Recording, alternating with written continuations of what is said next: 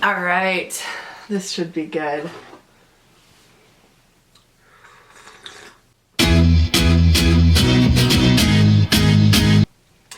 Have you ever known what God has asked of you for your life and just been pissed off?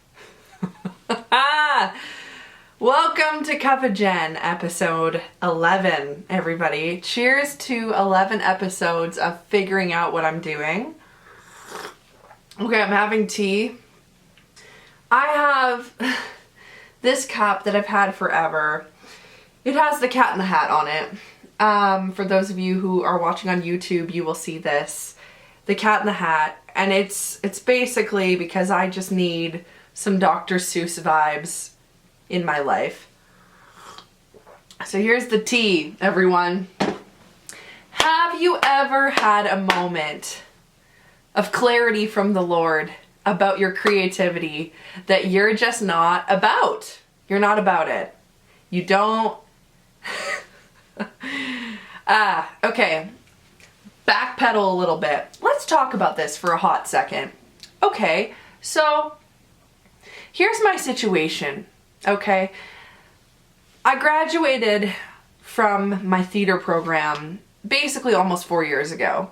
In that time, I have been trying to find a way to kind of break into the film scene, as we know. If you're hearing this for the first time, you haven't listened to any of the other podcasts, that's okay, no judgment, just saying, I know I talk about this a lot.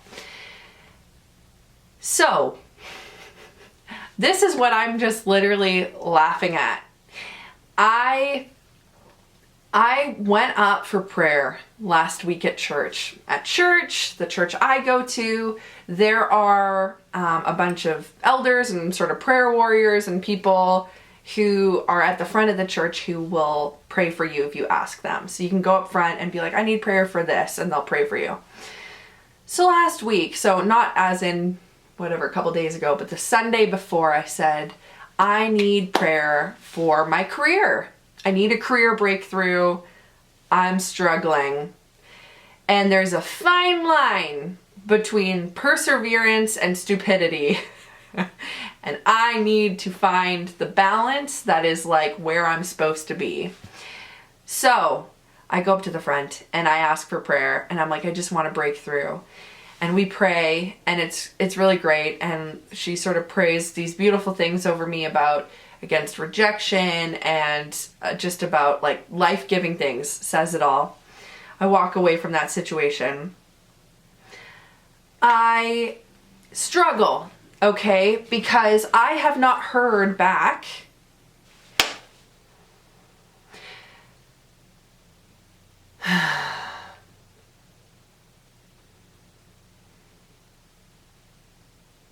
to be super real with you guys, I have never felt anxiety in my life until this year. Having to do things on my own, amazing. And it's not like do things on my own like that is the whole picture. It's the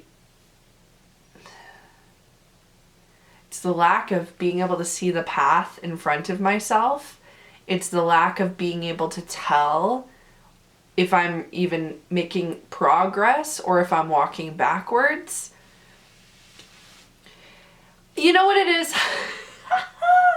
I'm kind of sick of it, man. I'm a little bit over, okay?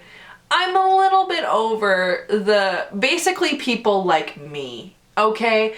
What I want to do is very positive, and I'm aware of that. Like, I'm aware that what I want to do is give people joy and give people opportunity. And my goal for this podcast is always like, hey, if I share my flaws and I share the crap that's going on in my life as a creative, as an artist, as an actor, then maybe other actors, other artists, other creatives might go, oh, it's not just me. Because I really feel like lots of us feel very isolated, and that is just not what we're supposed to live in. We're not supposed to be isolated. And the thing is, the spiritual attack on the arts community, I think, is so strong, because it's like, honestly, think about this really. Like, if God is the God of everything, he created creativity. Think about that.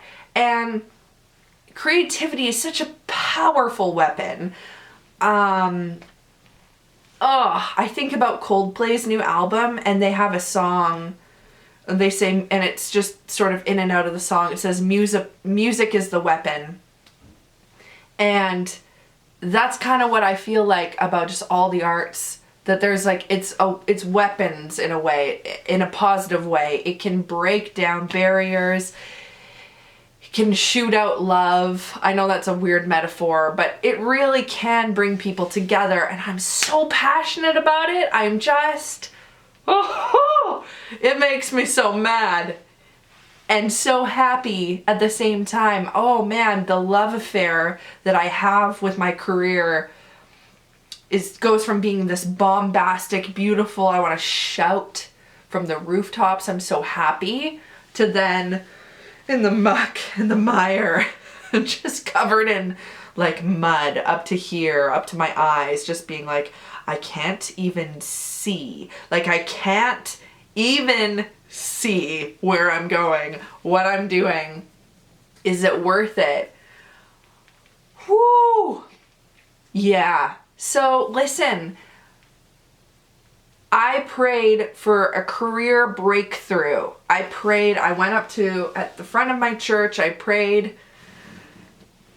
And after my journey, which started on this podcast all the way back in July, my journey has essentially been that I want an agent, okay? I want an agent so that I can act, so that I can audition, so that I can get into parts, so that I can continue to be an artist that's a flourishing actor. This is what my mind had told me an actor is. Okay, so here's the thing. I have never felt so happy and annoyed by something that God has said. Wow, it's going to be difficult for me to get through this podcast. I thought it was going to be easy because I'm in the mood. You know what I mean? I'm in the mood to podcast right now. Let's just start at the top. I got an email today, and this is what has tipped it all off for me. I got an email. This email came from someone. I don't know how much I've really disclosed about this on the podcast. I don't think very much, but here's what happened. I did a show back in October. I told a lot of you about this. Sorry, today's podcast is going to be a lot more vlog than it is going to be necessarily any kind of productive advice, but that's where we're at today. So here we go. I had a show.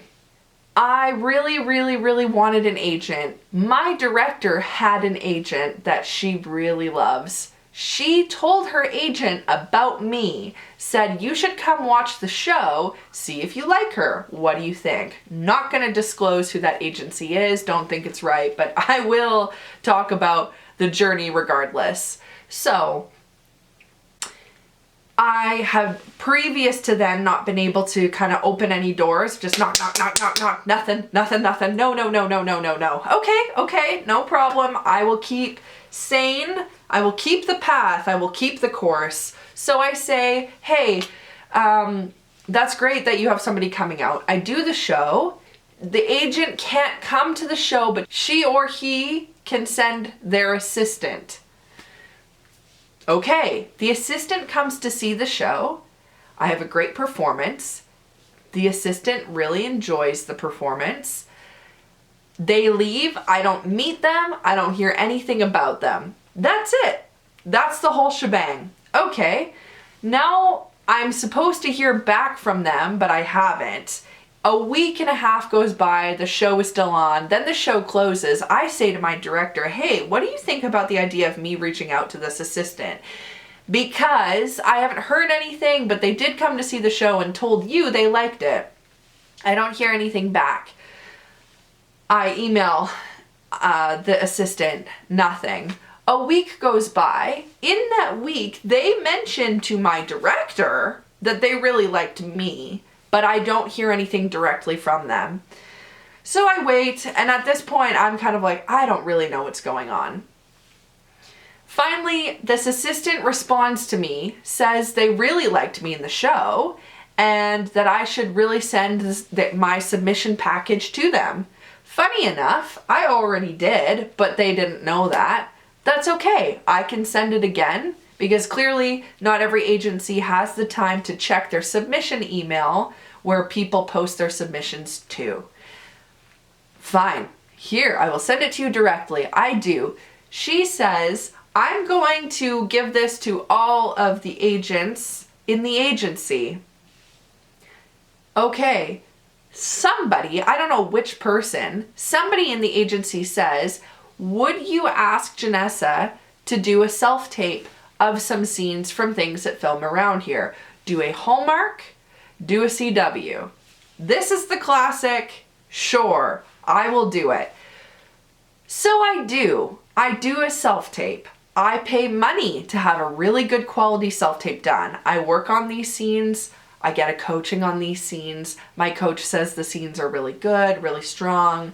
I send them off. They're really professional. They're exactly what they asked for. Great. We have received the tapes. We will contact you if we are interested. Funny. I thought you already were interested because we're already having a conversation and asking for the tapes. But okay, so I wait a couple days, then I wait another couple days, haven't heard anything. The history that I have found with agents is if you are going to hear back from them, you will hear either that day or the day after that. It shouldn't take an agent more than 2 days to get back to you if they want to get back to you. Seriously, I'm not kidding. I almost never have had contact with agents that has taken longer than that when they want to get a hold of you. If it takes longer than that, it means they're not going to respond to you. So now it's been a week. In my head, I go, okay, clearly this means that I need to step back from the situation and that it's not going to go forward. But the part of my brain that it just is annoyed that I don't know why decides I'm going to email them and just say, hey, clearly you've decided to go a different way, and that is fine. However, why? What is it about me that is making it so that you don't want to sign me? I would like to learn. I would like to grow. I would like to know what I can be doing differently. So what is it that I'm not doing well that makes you say, I won't even meet with this person? I won't even have a conversation with them. So I send that out. I get an email back. Shall we? Hey, Janessa. I'm going to paraphrase some of this because I don't want to reveal details about the particular agency because I think this would be pretty much any agency, to be honest with you. I'm sorry to hear that no one got back to you. Unfortunately, we have multiple agents on the team, and I am not given a reason as to why they will not move forward with reaching out or setting up a meeting. I thought your work in the play was strong, and if you continue with taking your classes and workshops, I am sure you will find the right fit in an agency. Wish you all the best. Let's go. Let's go. Now, here's the thing. Let's take a sip of tea, shall we? Everybody take a sip. We need to calm down. Listen, do you know, I've been doing so much ranting lately, seriously so much ranting, that I have had to, do you know Sage? They have this friggin' stress release crap that you can just go whip this jazz out and put it on the back of your neck and you smell like whatever, thieves or some kind of mint or lavender. I don't know what the crap it is, honestly, but it's supposed to relieve my stress, which is really just another way of taking away my money because in reality, it doesn't do squat. But I'm going to do it anyway because it makes me feel better emotionally. Now listen, let's go in. Nobody is able to explain to me why. I've had casting directors, I've had coaches, I've had directors, I've had fellow actors literally come up to me and say very affirming things. Janessa, we're so inspired by your acting. We're grateful that you're here. We really enjoy working with you. I've had words of recommendation from people I've worked with on sets, on whatever, say the most positive things. But an agent who, I kid you not, you guys, doesn't even give me work. Like, they're not my boss. Do you understand? They're not a boss. They are a co-worker with you. They get you into the audition room, but you make them money. Let's be clear. You make them money, okay? They don't make money until you make money. That's the way it works. They won't even meet with me. So here's the thing. It's not about being cocky. It's about realizing what's true. And I've been doing this long enough that I know that it's nothing to do with my acting. Can I improve? Of course. Every day I can improve. I will get better every single day. But I know that actually the reality is I am not getting into anything for a reason. There is a consistent block. I'll give you an example. I have another friend who shall remain nameless, who's getting tons of work. Just things are coming to this person right now. And that's the reality. And it's great. I'm so happy for this person. And that's the ebb and the flow of the situation. It's either gonna happen or it's not. And you just have to kind of regroup and analyze why. Okay, so here's the thing. I ask why. The agent can't give me an answer. The agent's assistant can't give me an answer. Nobody really seems to be able to give me an answer. I pray at church, Jesus, please give a girl an answer. Okay, come on. Come on. Somebody tell me what the jazz is going on here. There has to be a reason. I feel a total redirection. Janessa, I need you to start a company that is going to make art and give other people the opportunity to make art.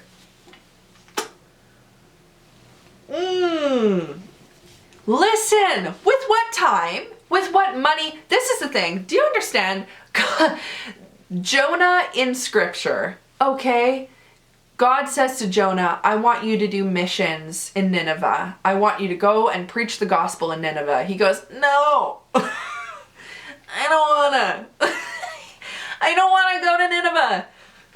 I don't want to go to Nineveh. I don't want to go to Nineveh, guys. Have you ever just reverted to straight up toddler? Have you ever just been toddler about it? Oh, I don't want to. The work, the amount of, I already feel the pressure of the workload. I already feel it. I already feel the enormous, of what's going to happen if I start a company. I know it's going to take years to make things work, but I have to do it. And I'll tell you why. Because if I don't, I'm going to get swallowed by a big fish. Okay? That's the way that the situation goes. In the story of Jonah, you see Jonah doesn't want to go to Nineveh, tries to go other places, ends up on a ship, has to get swallowed by a whale. Can we talk about this for a second? Swallowed by a whale. Can you? Just thinking about it. I don't know if y'all have seen these guys. These can be big fish. Big. Just thinking about it freaks me the jazz out. The ocean already, I have a healthy fear of the ocean, okay? Let's be clear. There's some serious stuff in there. It's real. I have a healthy fear of the ocean. I don't want to get swallowed by a fish. Furthermore, let's talk about, Moses. Oh God, I don't speak well. Choose Aaron. I don't want to be a prophet. I can't, I stutter. It's a whole thing. Choose someone else. Not gonna choose someone else. It's just not going to happen. You know, it's like all these different things. It's like the same thing for me. It's like, oh, I know that I'm not a prophet. I know that it's not necessarily about preaching the gospel everywhere. But listen, y'all, the idea of creating a company, the idea of making something from the ground up, nobody says this of any other kind of career. Like, you know, you don't get teachers just, oh, please build your own school. Please, by all means, build your own school from the ground up. Find a location, find teachers, find material, find a place to rent. Like, it's so ridiculous. It's so ridiculous. And yet, this is what I'm asked to do. So, I'm bitter about it. I'm frustrated about it. But at the same time, it's like I have to. And so it's this thing that I'm really struggling with right now, where it's like, I am literally 4. Like, let's say I'm 4 years old, and my heels, you ever just dig your heel into the ground and you're just getting dragged by your parent and you're like, I don't want to do it. That's what I feel like. That's what I feel like. I don't know. I don't know any other way. And here's what's crazy. I was so sure though. I was so sure that like, oh, like this is what a career breakthrough is going to look like for me. I had a preconceived idea of what a career breakthrough would look like for me. A career breakthrough is going to look like me getting an agent, me getting material. Have y'all looked at what films in Vancouver? Seriously. Have y'all even looked at what's filming in the world in general? There's some amazing stuff. I'm not so high and mighty to say that I wouldn't be stoked on certain opportunities. Like, listen, I'm very open to the idea of getting into these things. What I'm telling you is I'm not. So right now the door seems to be closed. If it randomly opened, I am not going to be sad. I'm not complaining. There's some good stuff happening. There's also some just like completely average stuff happening. And I can say that because any artist can critique the situation that's happening. And like, I don't know who needs to hear this right now, but if you're a server, you don't have to be a server for your whole life. Why do I bring that up? Because it's like, this is the scenario that I'm in.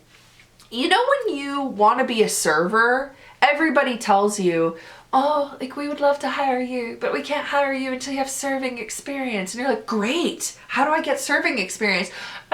You have to be a server. Like, what the crap? Like, you can't be a server without serving experience. You can't get serving experience without being a server.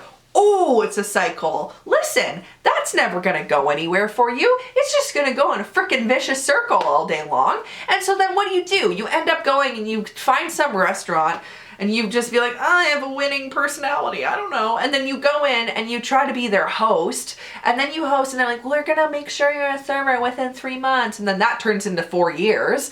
And then, you know, you slowly, oh, maybe I'll bartend. Oh, maybe I'll this. Oh, maybe I'll that. Will they let me? I don't know. Then somebody, eventually you give up on that crap and you just lie to somebody. You just say, oh, I had serving experience at this restaurant. And then you find like a friend who will like vouch for you as like your manager because your manager that was actually the manager wasn't good or whatever it is. And you find your way and you go through and you eventually become, this is not necessarily, by the way, based on my own experience, but I've definitely seen this. You find a way to get through and now you're a server. Great, now you're a server. You've worked so hard to get to this dream. And then you realize serving sucks. Maybe that's just me. I'm a social creature. I like talking to people. Serving is not that way. For me. Here's the thing. If you love serving, I love that you love serving. Then that's great. I am super happy if you love serving. Serve, by all means. But there's a lot of people who don't love serving. They're just in it because they have to for various reasons. This is what it's like for me right now. It's like I am so working hard to get an agent so that I can get into roles that are what? Good? Are they good roles? Do I like the parts that I'm playing? Do I agree with what they're saying artistically? Am I having fun? How often do these opportunities even come up? What is the scenario? It's just such a low ability to have any kind of control or artistic freedom or any of that jazz. And I'm just, all of a sudden I thought to myself, this was my big answer. Make sure that you get an agent and you can get all the way through to the top. This is my big claim to fame, that's what's really gonna work, God. Jesus, this will really help me if I could just blah, blah. I don't know. But the other hand is saying to me like, okay, create your own stuff. The work it takes to make something and make it actually fly and make it happen, it pisses me off. God's direction on your life can be so freeing and frustrating at the same time, because I think there's this huge misconception in the church that if God has set something before you, that it's gonna be easy, and that it'll just like God will open the path and it'll just be the parting of the Red Sea and you're just gonna walk across the ocean like no big deal. All of a sudden the fishes are beside you in some huge tank instead of in where you are. I don't know what we think is going to happen, but historically speaking, biblically speaking, it's never been like that. Ever. It's just hard. It's hard. And every single person in the Bible is like, they get to a point where they just complain, you know? They get to a point where they're just like, really? Are we really doing this right now? And it's like, yes, we are. We really are doing this. And I don't know who needs to hear this, but sometimes you're gonna be mad. You just are. And my hope is that one day, maybe 2, maybe 3, maybe 6 months from now, maybe 2 years, 5 years, maybe by the time I'm 60, somebody will be studying my career for inspiration, and they'll look back on this podcast and go, see, it wasn't always easy. Because I don't think a single second of this career has been easy for me. Luckily, and I really do mean this, luckily I'm so stubborn. I'm so stubborn. And so that actually, as a character trait, has really helped me. I don't give up. But it's like, okay, here's what I think is beautiful about Dr. Suess. Let's go.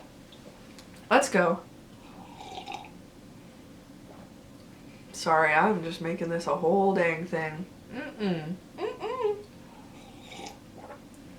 Some quotes.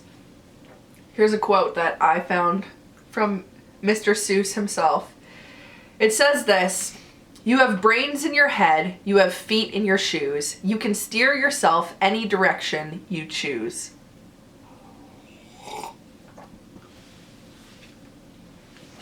I'm just sitting here with sass. That's all I'm saying. Because guess what? I know what I'm going to do. I know I have to create a company. I need a breakthrough, Lord. He gives it to me. Now I'm mad. Tell me y'all have seen A Christmas Carol. Tell me. Okay, everybody needs to understand one thing. We're approaching Christmas. If you have not seen A Christmas Carol, Alistair Sim's version of A Christmas Carol, this is very important. It's on YouTube. It's black and white. If you've not seen it, get yourself an education. Okay? There's no better way I can say it. Get yourself an education. Alistair Sim in A Christmas Carol is the best thing I've ever seen. The shots are brilliant.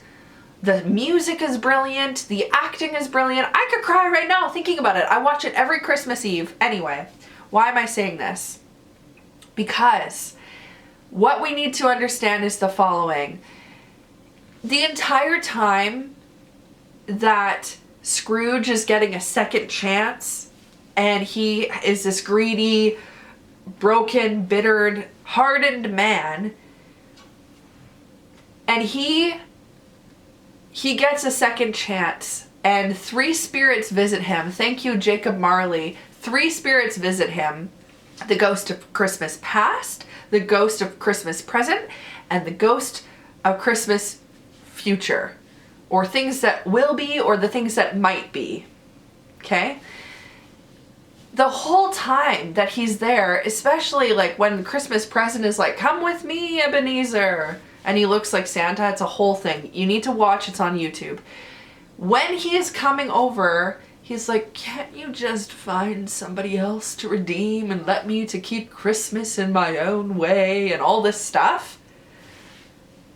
He's getting the opportunity to change his mind and change his course and change his direction and actually make things happen. This is me right now. And we're all like, I don't know. Can you just choose someone else?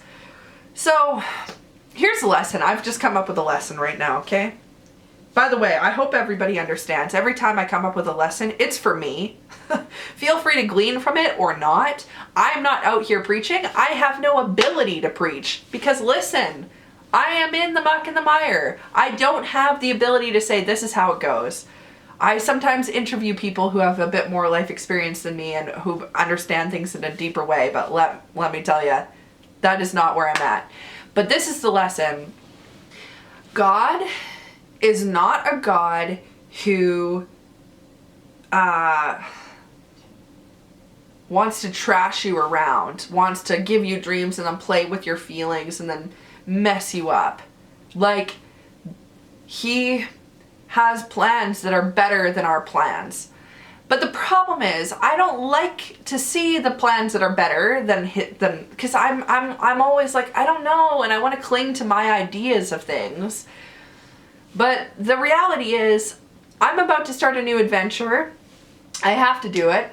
I'm a little angry about it, and I'll probably be grumpy the whole way. But we see this all the time with parents and toddlers, where the mom or the dad will be like, come on, eat your freaking broccoli. It's good for you. We know it's good for you because we've seen it. It is good for you. Or they push them to do something they don't want to do. You have to go to school, or you have to get this, or you have to do whatever, make this friend, or you have to try to put yourself out there. And we're always like, no, we don't want to, please.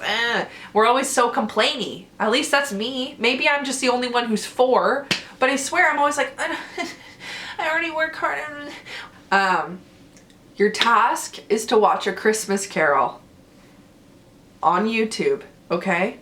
It's not that hard to find. It's literally an hour and 30 minutes. Somebody's got time to watch that. Watch A Christmas Carol. It's going to change your life. Notice his absolute resistance to wanting the gift that is coming to him. And then think of me and my resistance to the gift that is coming to me. Whew. And just, you know what, I have to speak this out because I have to speak this over myself.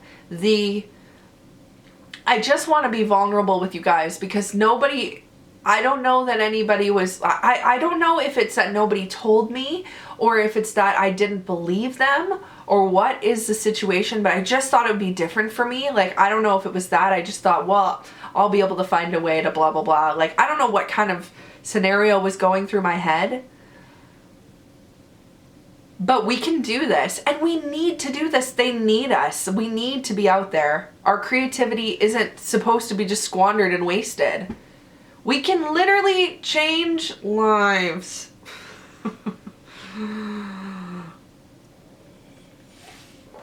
So, I guess really it's always about the same thing. It's always about the same thing for me on these podcasts. Social media makes us think that everybody's lives are awesome. And mine is not. I have great things going on in my life, great things happening. I love my family. I love my friends. I have a great relationship. I love the Lord. Great church. So many awesome things happening. So much fruitfulness happening. So much growth happening. Man, it pisses me off though. And that's fine.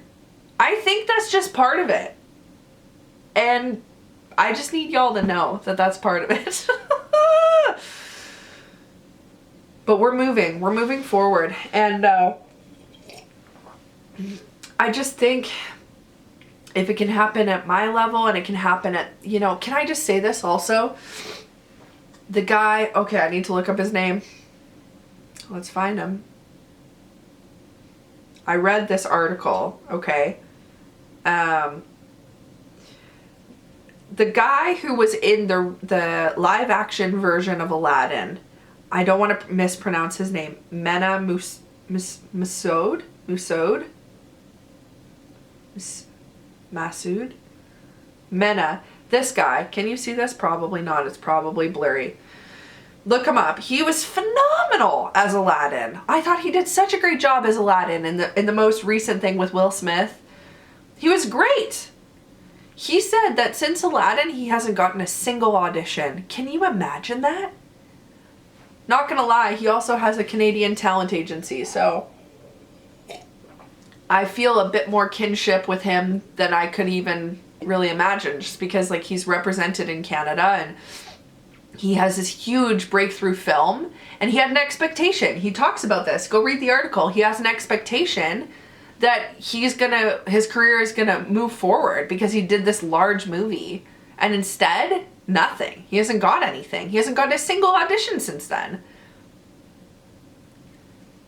I'm just saying, it's like, if you create your own stuff, at least you can make something for yourself to be in. Or if you find collaborators, at least you can find stuff.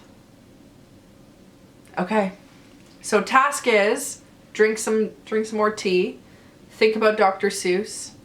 Go watch A Christmas Carol. Has to be the Alistair Sim version. I don't want to hear nothing about this Muppets crap. Okay? Don't give me Muppets.